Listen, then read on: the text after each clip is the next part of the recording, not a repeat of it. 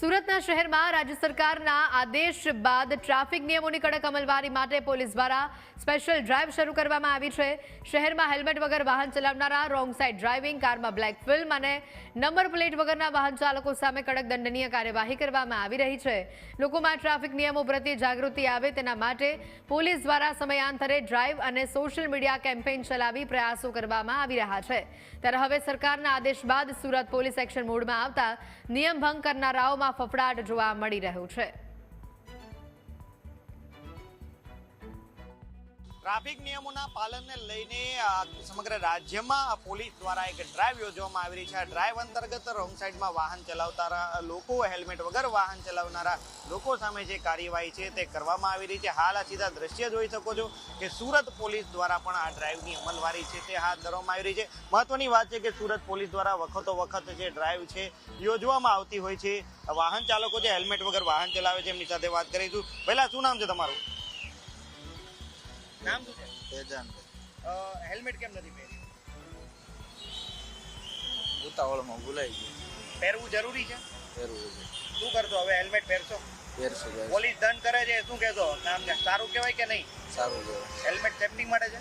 Safety માટે। હવે તમે પહેરશો? પહેરશું। જી ચોક્કસથી એટલે આ જે લોકો છે તેઓ પણ આજે છે તે જે કહી રહ્યા છે કે હેલ્મેટ પહેરવું ખૂબ જરૂરી છે। અને આ પ્રકારે સીધા દ્રશ્ય જોઈ શકો છો કે પોલીસ છે તે હાલ છે હેલ્મેટના નિયમો તેમજ ટ્રાફિકના નિયમોની અમલવારી છે કરાવી રહી છે। બીજા દ્રશ્ય પણ જોઈ શકો છો, વાહન ચાલકોને જે છે તેમને ઊભા રાખવામાં આવી રહ્યા છે। મહત્વની વાત એ છે કે જે વાહન ચાલકો ટ્રાફિક નિયમનું પાલન નથી કરતા તેમની સામે કડક કાર્યવાહી જે છે તે કરવામાં આવી રહી છે। પોલીસ વખતો વખત અભિયાન ચલાવે છે। ત્યારે અન્ય વાહન ચાલક છે, કાકા શું નામ છે તમારું? પરેશભાઈ। પરેશભાઈ, ટ્રાફિક નિયમનું પાલન કરવું જોઈએ? કરવું જોઈએ। શું કહેશો હેલ્મેટ બાબતે? હેલ્મેટ પહેરવું જોઈએ, પણ સાહેબ હવે સિટીમાં જયારે આવીએ ને તો એ કામનો એટલો બધો ઓલો હોય કે નહીં, ક્યારેક હેલ્મેટ જે દુકાને ગયા હોય ત્યાં ભૂલાઈ જાય। મારે 2-3 વખત આવું બનેલું છે। મેં 3 હેલ્મેટ તો હું ભૂલીને વી આવેલો છું। કેટલી તકલીફ પડે છે અને શું કહેશો, ખરેખર હેલ્મેટ આપણી સેફટી માટે છે કે? સેફટી માટે તો છે, તેમાં કોઈ પ્રોબ્લેમ નથી, પણ આવું બધું સાહેબ જ્યાં મૂકવી ને ત્યાં પછી લેવાનું રહી જાય છે। અને ગાડી ઉપર મૂક્યું હોય તો ક્યારેક કોક લઈ જાય એવો બધો પ્રોબ્લેમ નાનો મોટો બનતો હોય છે। અને બીજું કે હું એવરેજ 2 વ્હીલર ગાડી હાંકતો નથી, હું 4 વ્હીલર હાંકું છું। પણ અત્યારે સિટીમાં કઈ નાનું મોટું રિપેરિંગ હોય ને આવું કઈ, તો જ હું 2 વ્હીલર લઈને આવું છું। શું અપીલ કરશો ટ્રાફિક નિયમ બાબતે? લોકોને અપીલ તો એવી છે કે ટ્રાફિક નિયમમાં તો સાહેબ નિયમના ફોલો તો બધા કરવા જ પડે, એમાં કોઈ પ્રોબ્લેમ નથી। અને હું કરું છું, પણ હું 2 વ્હીલર બહુ ઓછું હાંકું છું। હું આજ મારી ગાડીને 4000 કિલોમીટર હાલી છે, તો મેં લગભગ 9 મહિનામાં 4000 કિલોમીટર જ ખાલી હાલી છે।